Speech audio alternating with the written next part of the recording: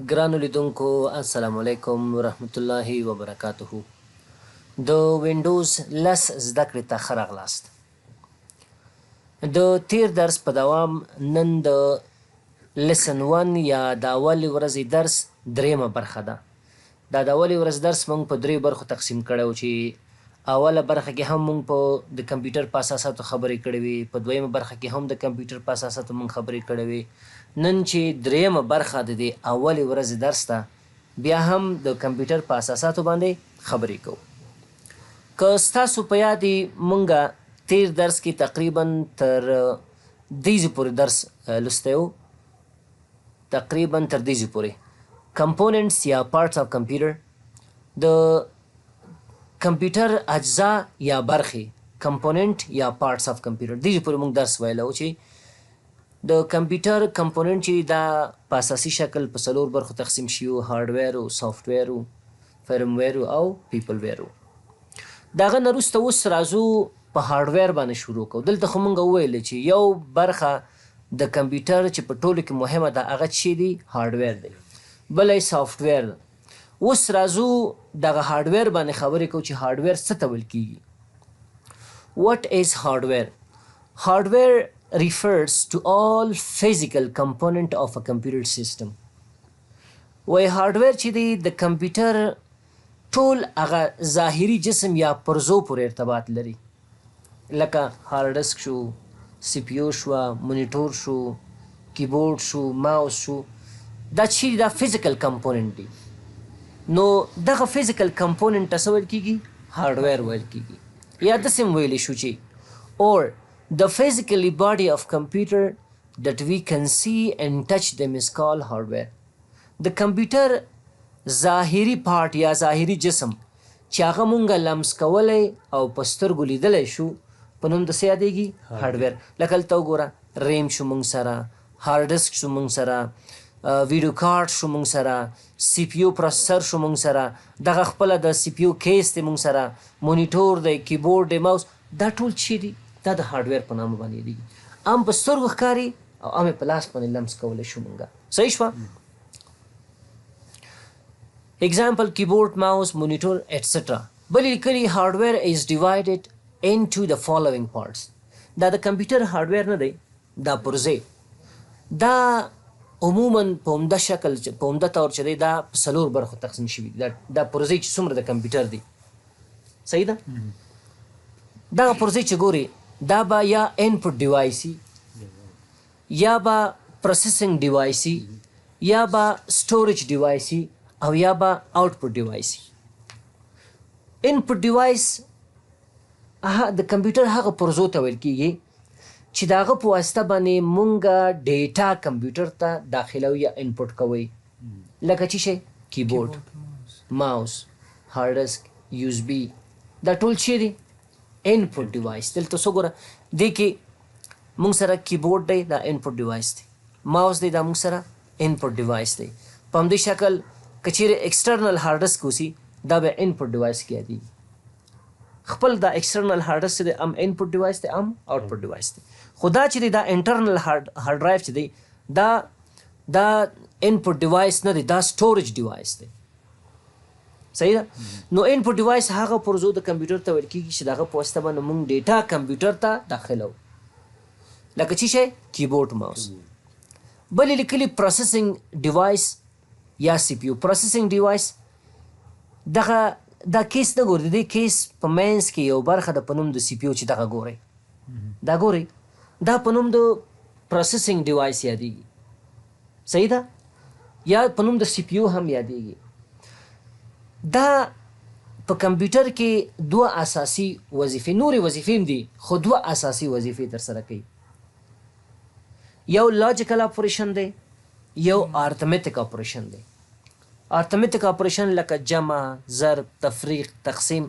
لاجیکل اپریشن لکه لیس دین، ایکول ټو، ګریټر دین، دې ته لاجیکل اپریشن ویل کېږي. لکه مونږ لیکو که نه چې فلانی عدد لوی دی د دې څخه، فلانی عدد مساوي دی د دې سره، دا لاجیکل اپریشن شو. صحیح ده؟ نو سی پی یو دغه ته ویل کېږي. دا ګورئ، دا سی پی یو شو. بل سټوریج ډیوایس ټول هغه پرزجات یا پرزې د کمپیوټر چې په هغه کې مونږ معلومات ذخیره کوو په نوم د چی یادېږي لکه چې شی هارد ډسک د کمپیوټر صحیح ده بلې آوټپوټ ډیوایس لیکلی output device are those device through which we can take the input data from the computer هغه پرزجاتو د کمپیوټر ته ویل کیږي چې دغه په واسطه باندې مونږ د کمپیوټر داخل کې چې کوم شیان دي معلومات دي ډیټا دا شي چې دي هغه بیرون ته وستلی شو یا بیرون ته خلکو ته ښودلی یا نمایش کولی شو لکه چې شی مونیټور څه دی یو آوټپوټ ډیوایس دی ګوره ما سره د کمپیوټر په داخل کې دغه هارد ډسک کې هلته یو تصویر دی خو هغه تصویر زه کولی شم د مونیټور په واسطه باندې نور خلکو ته وښیم دی که نه دی دا زما د کمپیوټر سکرین نه دی د آوټپوټ ډیوایس چې داخل کې دی ما ته یې بیرون ته ښیي لاسپیکر د کمپیوټر نه دی دا آوټپوټ ډیوایس دی یو تلاوت دی هر شی چې دی هغه زما په کمپیوټر کې دننه پروت دی اواز شی بیرون ته وباسي آوټپوټ ډیوایس چې شی دی آوټپوټ ډیوایس سپیکر دی صحیح شوه نو ګورئ هارډویر د کمپیوټر چې دی عموما دا په څلور برخو تقسیم شوی دی input device, processing device, storage device, output device. دا بس تاسو په یاد کې د کمپیوټر اساسي وظایف څو دانې وو څلورو یو چې input بل آفرین دغه دغه په اساس باندې تقسیم کړي دي چې پروسیجر د کمپیوټر هارډویر په څلور برخو تقسیم شوي صحیح شوه سوال خو نه لرئ اوس ګوره بیا تشریح کړل انپوټ ډیوایس څه ته ویل کېږي مونږ مخکې خبرې وکړې خو بیا هم دلته راغلي د ډیټا از entered into the computer with the help of input device وایي کمپیوټر ته مونږ خام معلومات ډیټا د انپوټ ډیوایس په کومک او همکارۍ سره داخلولی شو like other electronic devices a computer takes data in a raw form binary form وایي لکه نور برقي وسایل چې دي کمپیوټر هم چې دی معلومات په شکل د خام یعنی ټیکس ډیټا ان را فارم باینري شکل کې اخلي موږ د چیش په واسطه باندې اخلي د انپوټ ډیوایس په واسطه باندې اخلي the user can enter the data in several formats such as collection of letter number image etc وایي مونږ تاسو یوزر چاته ویل کېږي مونږ تاسو چې کمپیوټر استعمالوي یوزر کولی شي چې معلومات په مختلف شکلونو کې کمپیوټر ته داخل کړي یعنی وړاندې کړي لکه په شکل د لیټر نمبر او ایمیج مونږ ویلو چې ګوره کمپیوټر هم ویلو چې د ډیټا پروسیسنګ له لحاظه په درې برخو تقسیم شوي دي انالاګ کمپیوټر ډیجیټل کمپیوټر او هایبریډ کمپیوټر او مونږ وویل چې انالاګ کمپیوټر ډیټا په شکل د سیګنال اخلي صحیح ده یعنی په شکل د سیګنال ډیټا اخلي او ډیجیټل کمپیوټر چې دی هغه ډیټا په شکل د عادات او حروف اخلي هغه عادات حروف چې مونږ لیکو هغه بیا کمپیوټر خپله کنورټ کوي باینري ته باینري کم فارمټ ته صفر او یو ته صحیح شوه نو دلته ګوره مونږ ته وایي یوزر کولی شي معلومات کمپیوټر ته په شکل د لیټر نمبر او ایمیج وړاندې کړي داخل کړي خو کمپیوټر ایمیج نمبر او لیټر نه پیژني هغه باینري نمبر دا څه کوي کنورټ کیږي کمپیوټر د باینري نمبر ته بیا کمپیوټر باینري نمبر پیژني نو the input device convert the data into the binary form دغه موږ چې کله لیکل کوو ګوره ای لیکو دا ای دا کیبورډ چې دی دا باینري شکل ته بدلی کمپیوټر دا انپوټ ډیوایس دی کیبورډ کنه نو باینري شکل ته بدلی او کمپیوټر یې بیا پیژني so the computer can read the data نو هماغه دی چې کمپیوټر هغه اطلاعات معلومات پیژني ریډ کوي یې که چیرې باینري ته بدل نشي کمپیوټر یې نه پیژني ځکه د کمپیوټر ژبه باینري ده او هغه چې د صفر یو دی بلې لیکلي some of the main input device of computer system are listed below وایي بعضې مین او اساسي انپوټ ډیوایس د کمپیوټر دا دی مثلا کیبورډ شو ماوس شو جایسټک گیم دپاره استعمالیږي یو رقم ډیوایس دی سکنر شو لایټ پین څه ته ویل کېږي هغه باندې چې مثلا بعضې ټچ کمپیوټر چې دی هغه باندې چې لیکل کوي که نه قلم غوندې هغه ته لایټ پین ویل کېږي چې دا زنګ ته جواب ورکړم وبښئ ښه نو دا موږ سره چې یو انپوټ ډیوایس شو راځو بل سینټرل پروسیسنګ یونټ یا مخکې چې مونږ دلته ولوستو چې شی پروسیسنګ ډیوایس پروسیسنګ ډیوایس کې مونږ سره سی پی او ده صحیح ده لیکلی سی پی او چې دی دا د کمپیوټر د مغز په نامه باندې یادېږي د سی پی او از د برین آف د کمپیوټر صحیح ده سی پی یو د کمپیوټر د برین یا د مغز په نوم باندې یادیږي. د سنټرل پروسیسنګ یونټ یا سی پی یو څه ته ویل کیږي؟ سنټرل پروسیسنګ یونټ is responsible for the processing of all instructions which are given by the user to the computer system. کوم هدایت چې موږ تاسو کمپیوټر ته ورکوو هغه هدایت تر سره کول د چا په واسطه باندې کیږي؟ د سی پی یو په واسطه باندې کیږي. کنټرول اس کلیک کوم، غواړم دا فایل سیف کوم، دا کار څوک تر سره کوي؟ دا سی پی یو، برین آف کمپیوټر. ځکه هغه په سی پی یو کې هغه کیږي ذخیره کیږي او سی پی یو هماغه کار تر سره کوي. بیا صحیح شوه؟ نو کم کارونه چې یوزر هدایت چې یوزر کمپیوټر ته ورکوي هغه ټول سی پی یو تر سره کوي. د هغه مسؤلیت د چا په غاړه دی؟ د سی پی یو په غاړه دی. It directs and control the entire computer system. د ټول کمپیوټر مدیریت کوي، هدایت ورکوي او مدیریت کوي. دا هدایت چې کوم ورکړي دی دوی ته.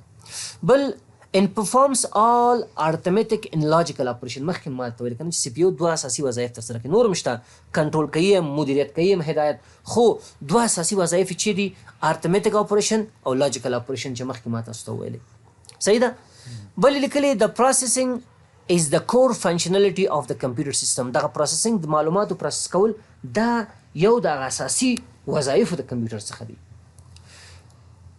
بیا ورسره لیکلي دي A central processing unit is also called as processor, central processor or microprocessor. دغه سی پی یو ته بعضې خلک چې دی پروسسر هم وایي، سنټرل پروسسر هم وایي، مایکرو پروسسر هم وایي، ټول یو شی دی، تفاوت نه لري. صحیح ده؟ It carries out all important functions of computer. دا د کمپیوټر ټول هغه اساسي وظایف تر سره کوي. صحیح شوه؟ It receives instruction from both hardware and active software and produce output accordingly.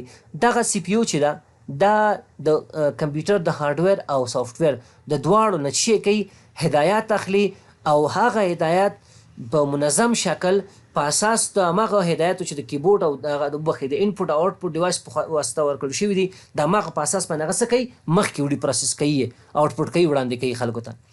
It store all important programs like operating system in a software application او ټول مهم پروګرامونه د کمپیوټر چې دي په همدې کې سټور کیږي. صحیح شوه؟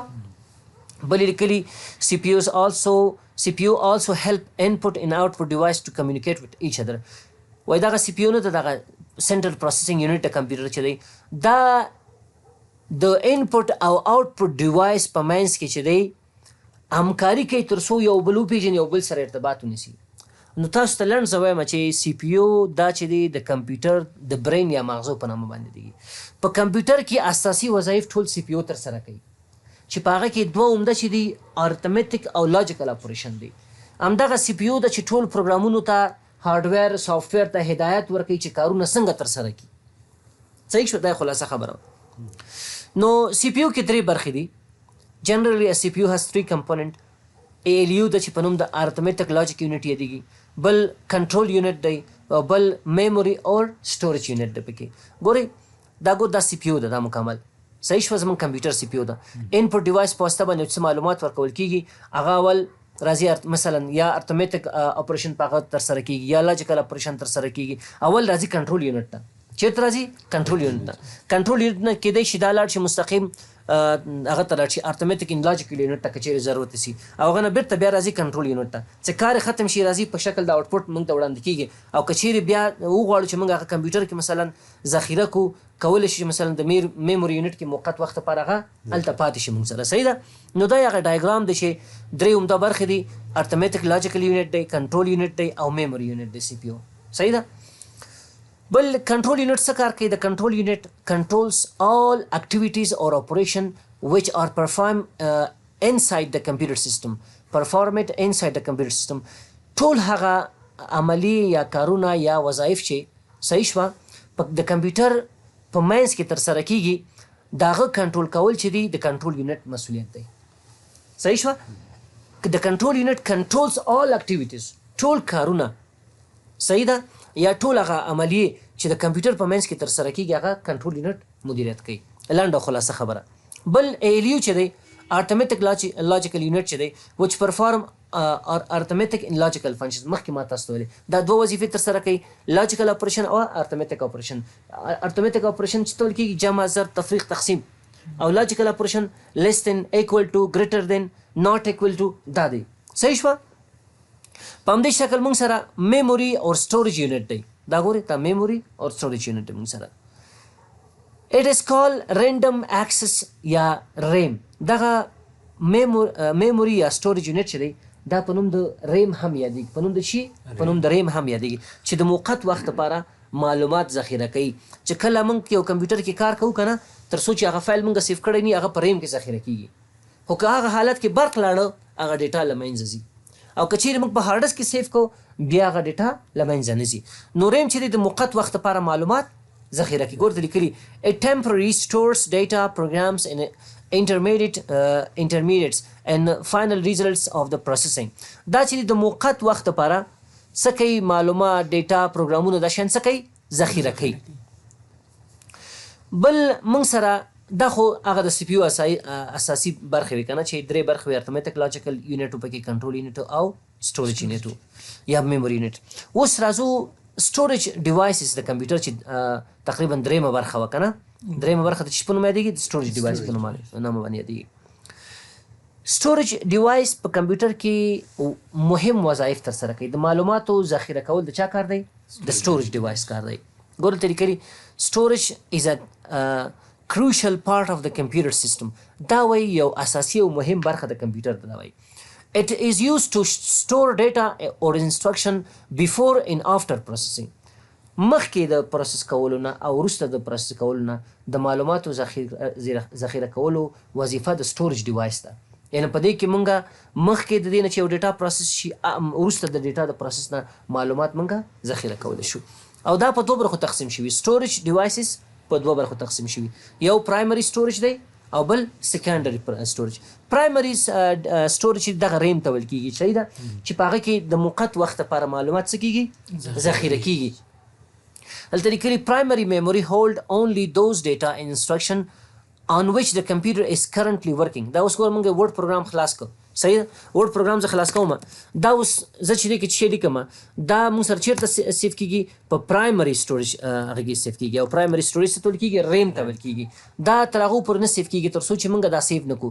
او نو دې دپاره وایي چې دا کله موږ کمپیوټر کې موقت وخت لپاره کار کوو تر څو چې سیف کړي نه هغه پرایمري سټوریج کې سیف کېږي. او پرایمري سټوریج څه دی ریم دی. یو ریم دی یو رام دی. ریم معنا رینډم اکسس میموري او رام معنا ریډ اونلی میموري. صحیح شوه؟ نو ریم چې دی دغه ته ویل کېږي چې د موقت وخت لپاره معلومات ثبت کوي. او رام چې دی رام ته چې دی نن ولټایل میموري هم ویل کېږي. صحیح شوه؟ that permanently store instruction for your computer مثال چې دی فرمویر دی. ګور تاسو چې کله کمپیوټر چلنوئ یو بخش دی په نوم د بایوس. بایوس چې دی هغه هم د کمپیوټر پرایمري سټوریج دی خو هغه چې دی د رام په نامه باندې یادېږي. یعنې هغه چې دی نن ولټایل دی. که چیرې برق لاړ شي او برق ووسي هغه په هغه باندې تاثیر نه کوي هغه له منځه نه ځي. او ریم چې دی ریم کې چې کله کمپیوټر کې موږ موقت وخت لپاره کار کوي او پروګرام کې تر څو سیف کړی نه که برق لاړ هغه ختم کېږي. نو ریم ته ویل کېږي ولټایل میموري او رام ته ویل کېږي نن ولټایل میموري. یعنې که چیرې زه په کمپیوټر کې کار کوم او دا معلومات ریم کې چې دی موقت وخت لپاره ځای نیسي خو که برق لاړو هغه ختمیږي. او رام چې دی مثال فرمویر دی چې د هغه مثال چې دی بایوس دی هغه چې دی د دایمي دغه اول نه کمپنۍ چې دا کمپیوټر زموږ جوړوي دغه اول نه چې دا په زموږ په کمپیوټر کې موجود وي هغه د برق په تلو راتلو باندې هېڅ تاثیر نه کوي.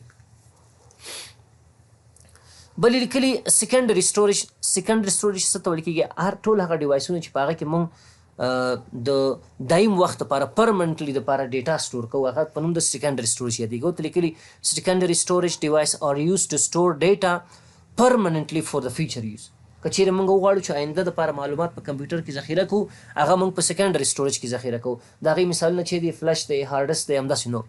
دا وګورئ سی ډي روم شو پکې موږ سره میموري کارډ شو پکې فلش شو پکې هارډ ډسک شو پکې فلوپي ډسک شو پکې او ایکسټرنل هارډ ډسک. دا ټول چې دي دا سیکنډري سټوریج دي او دا ډېر مهم وظایف هم ترسره کوي. The data stored in the secondary storage device is secure even if there is no power supply. که چیرې برق اوسي که نه اوسي دې کې چې ستاسو ډیټا مسونه ده هغه له منځه نه ځي. مثال یې چې دی هارډ ډرایو یا هارډ ډسک. بل دا خو ختم شو هارډویر وبخښئ سټوریج ډیوایسز د کمپیوټر څه شو دا موږ تشریح کوو په دې هم خبرې وکړې دا ختم شو. اوس د هغه نه وروسته دا چې اوس موږ په هغه باندې خبرې وکړې سټوریج ډیوایس باندې خبرې وکړې خو د سره یو بله موضوع چې په نوم د میموري یونټ یادېږي د کمپیوټر یا یونټ اف میزرمنټ د کمپیوټر د میموري یا د حافظې د اندازهګیري واحد په دې باندې غواړم تاسو سره خبرې وکړم. ګورئ میموري یونټ آر یوز ټو میجر اینډ ریپرزنټ ډیټا. که چیرې تاسو غواړئ یو چاته خپل د کمپیوټر معلومات د ډیټا معلومات ورکړي چې ستاسو په کمپیوټر کې څومره ډیټا ده که هغه هارډ ډسک اوسي که هغه فلش اوسي هر څه چې اوسي نو اوس تاسو څنګه یو چاته وایي چې زما په کمپیوټر کې څومره ډیټا ده صحیح ده د ستاسو د ډیټا واحد اندازهګري څه شی دی چې په واسطه باندې اندازهګري کیږي. Some of the commonly used memory unit are bit. د ټول نه ټیټرین واحد د اندازهګري د میموري د کمپیوټر چې د هغه په نوم د بیټ یادېږي. د هغه نه وروسته موږ سره بایټ دی یو بیټ دی یو بایټ دی. د کمپیوټر میموري یونټ سٹارټ فرام بیټ یعنی شروع د کمپیوټر د میموري د چش نه کیږي د بیټ نه کیږي. ا بیټ از د سمالست میموري یونټ یعنی وړوکی ترین یا په ټولو کې کوچک ترین واحد اندازهګیري میموري کمپیوټر چې دی هغه بیټ دی پکې صحیح شوه. بل لیکلي ا بیټ can have only one binary value out of 0 and 1. دغه یو بیټ چې دی دا یو باینري ویلیو اخلي یا به صفر اخلي یا یو اخلي. مطلب دا دی که موږ وایو چې بیټ صفر هم کېدلی شي یو هم کېدلی شي صحیح ده. نو بلې لیکلي بایټ چې دی بایټ از د فنډامنټل یونټ to measure data. It contain 8 bit or equal to 8 bits. کله چې 8 بیټه یو ځای شي یو بایټ جوړیږي صحیح ده. یعنی 8 دانې باینري هغه چې باینري نمبر چې ویلیو چې دی یعنی باینري نمبر موږ سره چې دی صفر او یو دی 8 دانې چې د دوی یو ځای شي هغه نه چې جوړیږي بایټ جوړیږي یو بیټ دی یو بایټ دی. ګورئ موږ چې کله ولیکو A صحیح شوه یو یا یو سمبول لیکم دغه په حقیقت کې دغه یو دانه نه دی دا چې دی یو بایټ ځای نیسي کمپیوټر کې څومره ځای نیسي بایټ ځای نیسي او دغه ای چې ما ولیکه دغه یو چې ما ولیکو دا کمپیوټر ته که چیرې باینري ته بدل شي دا 8 بیټه کیږي دغه یو سنګل کرکټر نه دی دا 8 بیټه کیږي چې یو بایټ سره مساوي دی صحیح شوه. نو ګورئ دلته لیکلي دي it contain 8 bit or equal to 8 bits.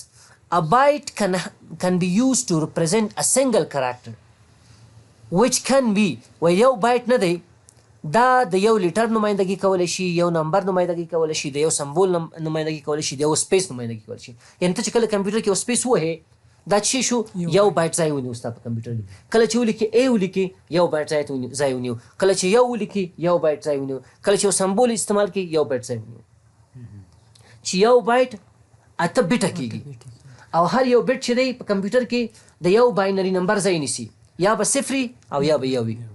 صفر معنا آف یو معنا آن. نو شروع د کوم ځای نه کېږي ما تاسو ته ویلې چې د بیټ نه کېږي ورپسې چې دی بایټ دی. نو اوس چې دی د کمپیوټر واحد چې دی دغه اساسي واحد اندازهګیري د معلوماتو چې دی هغه چې دی بایټ دی. ګورئ لیکلي دي کله چې یو زرو څلېرویشت دانې یو زرو څلېرویشت بایټه یو ځای شي یو کیبي کېږي چې کېږي یو کیبي کېږي. کله چې یو زرو څلېرویشت کیبي یعنی کیلو بایټ یو ځای شي یو ام بي کېږي.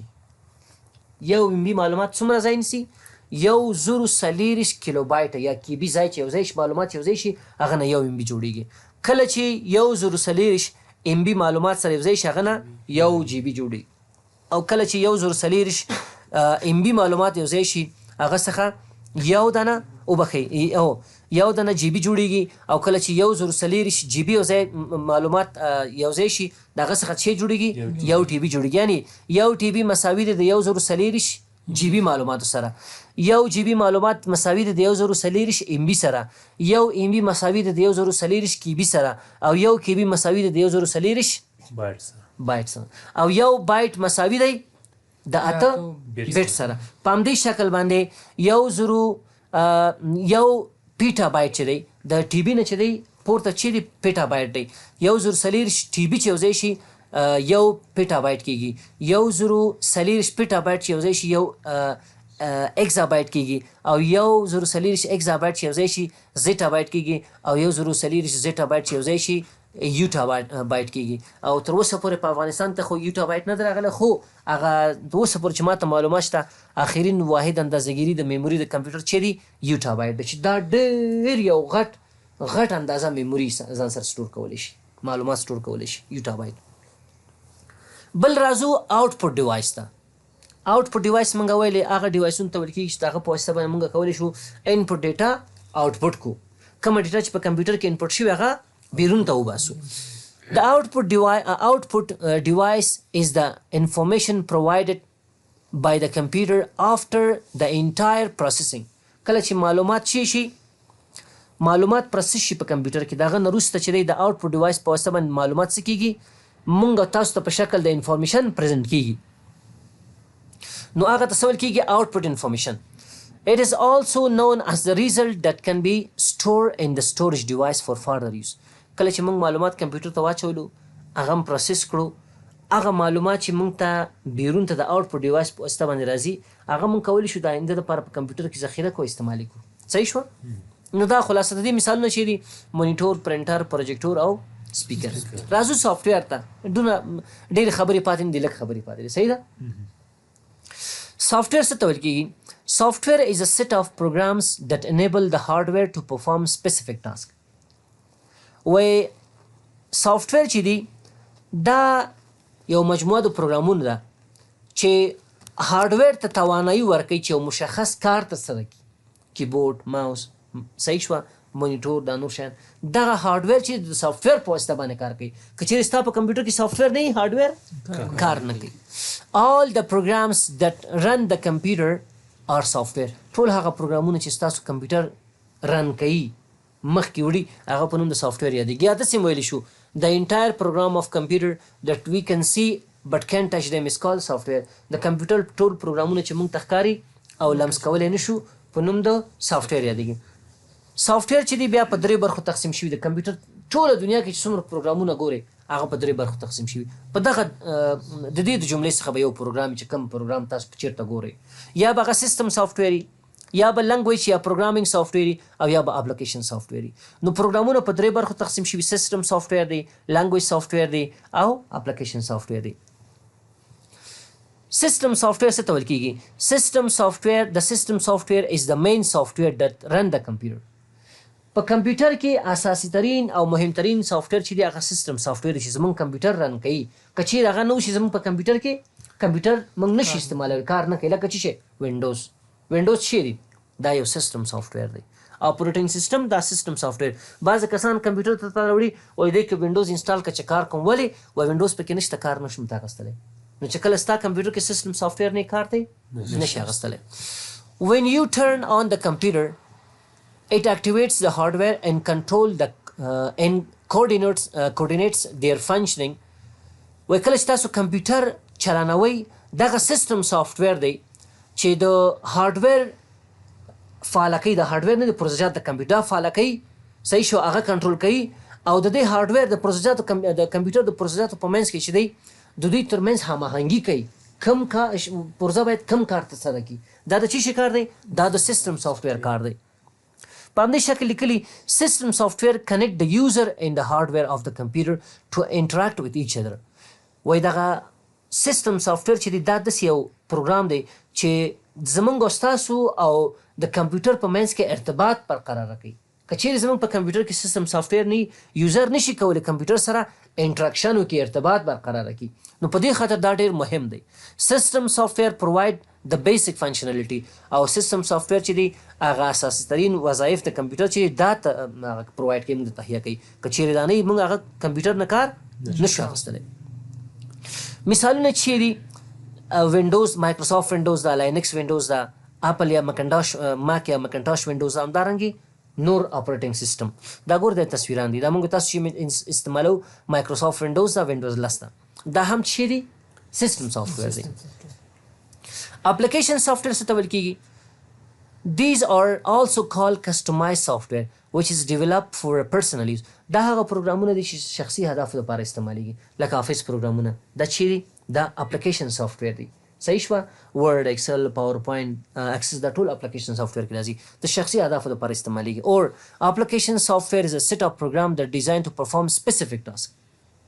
اپلیکیشن سافټویر هغه پروګرامونه دي چې د مشخصو اهدافو لپاره ډیزاین شوي، لکه ورډ پروګرام د ډاکومنټیشن لپاره استعمالیږي، ایکسل پروګرام د کلکولیشن لپاره استعمالیږي، پاور پوینټ چې دی د پریزنټیشن د جوړولو لپاره استعمالیږي، اکسس چې دی د ډیټابیس جوړولو لپاره استعمالیږي. ګوره هر یو مشخص اهدافو لپاره جوړ شوی دی. صحیح ده. بل لیکلی دی it does not control the working of a computer as it is designed for end user. دا چې دی ستاسو کمپیوټر نه کنټرولوي. اپلیکیشن سافټویر دا مشخص اهدافو لپاره استعمال شوی دی، د اند یوزر لپاره استعمال شوی چې خپل مشخص اهداف تر سره کړي په دې واسطه باندې. دا ستاسو کمپیوټر نه کنټرولوي، لکه د شیشه غوندې، لکه د سیستم سافټویر غوندې. په همدې شکل نور مثالونه دي. د ښه مثالونه چې دي مایکروسافټ آفیس دی، اډابي فوټوشاپ دی، او همدارنګې نور سافټویر ته ګوري. دا چې ګوري دا ټول چې دي دا اپلیکیشن سافټویر دی. ښه مثالونه چې دي ورډ دی پکې، ایکسل دی پکې، او ملټي میډیا سافټویر دی. لینګویج سافټویر څه ته ویل کېږي یا پروګرامینګ سافټویر. It is a set or collection of tools that help developer in writing other software or program. دغه لینګویج سافټویر دا چې دی وایي داسې یو سافټویر یا پروګرامونه دي چې ډیولپرانو سره کومک کوي چې نور پروګرامونه ډیزاین کړي، رایټ کړي، ډیولپ کړي. پروګرامر چا ته ویل کېږي؟ هر هغه کس چې سافټویر ډیولپ کوي. نو دغه لینګویج سافټویر یا داسې ویلی شو چې لینګویج سافټویر یا پروګرامینګ سافټویر are those software which are used for programming purpose. صحیح ده. دا هغه سافټویر دی چې د نورو سافټویر د ډیزاین کولو، د ډیولپ کولو لپاره موږ د دې څخه کار اخلو. لکه د دې مثالونه چې دي دا اوس وګوره، دغه پایتن شو پکې، سی پلس پلس، جاوا شوه، دا اوس ګورئ سی شارپ شو، دا ټول جاوا سکرپټ شو، پی ایچ پي، دا ټول په نوم د لینګویج سافټویر استعمالیږي. دې کې بیا دا بعضې ټولز دي موږ سره، مثلا کوډا شو پکې، نوټ پد پلس پلس شو پکې، سبلاین ټیکسټ شو پکې. دا هم په نوم د شي یادېږي. دا ټولز دي چې د ډیولپینګ پرپوز لپاره استعمالیږي. ډیولپران د دې څخه د نور سافټویر د ډیولپ کولو لپاره کار اخلي. خلاصه لینګویج سافټویر هغه سافټویر ته ویل کېږي چې د نورو سافټویر د جوړولو دپاره د هغه څخه موږ کار اخلو، جوړولو یا ډیولپ کولو لپاره. واټ از وینډوز؟ وینډوز خو موږ وویل مخکې، اوس راځو وینډوز ته. وینډوز موږ مخکې وویل چې دا چې د اپریټنګ سیسټم دی. دا داسې یو پروګرام دی چې زموږ د کمپیوټر اساسي وظایف کنټرول کوي او مدیریت کوي. دا داسې یو پروګرام دی، داسې یو بخش د کمپیوټر دی چې زموږ او ستاسو د کمپیوټر په منځ کې روابط یا ارتباط برقراره کوي. که چیرې زموږ او ستاسو په کمپیوټر کې وینډوز دی، موږ نشو کولی هغه سره کمپیوټر سره ارتباط برقرار کړو. نو لیکلي what is Windows? Windows is an operating system that contain and manage all programs and application that a computer or a mobile device is to able to run. وای دا وینډوز چې دی دا ستاسو په کمپیوټر کې چې څومره اپلیکیشنې دي، څومره پروګرامونه دي، د ټول مدیریت چې دی د دې په لاس کې دی. ستاسو د هارډویر، ستاسو د سافټویر، د کمپیوټر ټول مدیریت د ده په لاس کې دی. ستاسو د کمپیوټر په منځ کې د ارتباط برقرارولو مدیریت یا وظیفه د ده په لاس کې ده. که چیرې دا نه وشي دغه یو وظیفه هم نه ترسره کېږي. صحیح شوه. نو دا د وینډوز سافټویر یا داسې ویلی شو چې وینډوز از د وی آف کمیونیکیشن بټوین یوزر اینډ کمپیوټر. وینډوز راه ارتباط بین کمپیوټر و خود ما و شما است. زمونږ او ستاسو د کمپیوټر، زمونږ د کمپیوټر په منځ کې د ارتباط د برقرارولو یوازینۍ وسیله چې ده وینډوز ده. که دا نه وي موږ نشو کولی ارتباط ورسره برقرار کړو کمپیوټر سره. نو دا موږ سره هغه ابتدایي اساسات د کمپیوټر چې څوک غواړي کمپیوټر ووایي باید مخکې د ویلو نه چې دی دې شیانو باندې ځان پوه کړي. صحیح شوه. په هر صورت راځو کمپیوټر ته. دا چې ګورئ تاسو دا د کمپیوټر صفحه ده مکمل. بعضې کسان د سکرین وایي، خو دغه صفحه چې تاسو ګورئ د کمپیوټر د ډیسکټاپ وایي، اساسي نوم یې چې دی ډیسکټاپ دی. هر څه چې تاسو د کمپیوټر په مخه ګورئ دا ګورئ دا دې ته آیکن ویل کېږي. زه به دا صفحه لرې کړم، دا تصویر به زه دې لرې کړم، پراپرټیز ته راځم، دا تصویر مې ختم کړ. دا اوس وګورئ دا چې ګورئ تاسو دا پروګرامونه دي. خو دغه د شکلونو ته دا کوم شیان چې زما د کمپیوټر په سکرین باندې پرته دي، ډیسکټاپ کې پرته، ته آیکن ویل کېږي. آیکن تصویر ته ویل کېږي. هر یو پروګرام په کمپیوټر کې ځان ته خاص تصویر لري چې د هماغه په واسطه باندې موږ هغه پروګرام پیژنو یا شناسایي کوو. نو چې شی چې تاسو د کمپیوټر په مخ ګورئ هغه ته څه ویل کېږي؟ آیکن ویل کېږي. او دې صفحې ته د کمپیوټر څه ویل کېږي؟ ډیسکټاپ ویل کېږي. دغه چې ګورې دا لاندې دغه ځای دا مستقیم لاندې ټول مکمل دې ته ټاسک بار ویل کېږي. څه ویل کېږي؟ ټاسک بار. دغه قسمت ته ویل کېږي نوټیفیکیشن ایریا. دا ساعت چې دا نور شیان چې دي ځکه دلته موږ ته نوټیفیکیشن راکوي کمپیوټر چې کله زموږ په کمپیوټر کې وایرس وسي یا بل نور داسې معلومات مهم معلومات هغه دلته موږ ته نوټیفیکیشن راکوي کمپیوټر. دا چې ګورې دغه پروګرامونه دې ته کویک لانچ ویل کېږي. په دې خاطر موږ هلته راوړي چې یو پروګرام وغواړو زر یې خلاص کړو نو دې ځینې زر خلاصولی شي هغه نو ځکه دې ته موږ کویک لانچ ویل کړو. دې ته سرچ ایریا ویل کېږي یا سرچ بار ویل کېږي. دې ځینې موږ کولی شو د یو چیز په باره کې موږ سرچ وکړو. او دا چې دی سټارټ بټن ده چې ده سټارټ بټن چې کله په دې باندې تاسو کلیک کړئ دې ته سټارټ مینو ویل کېږي. څه ویل کېږي؟ سټارټ مینو ویل کېږي. نو دا و دوستانو زموږ د نن ورځې درس.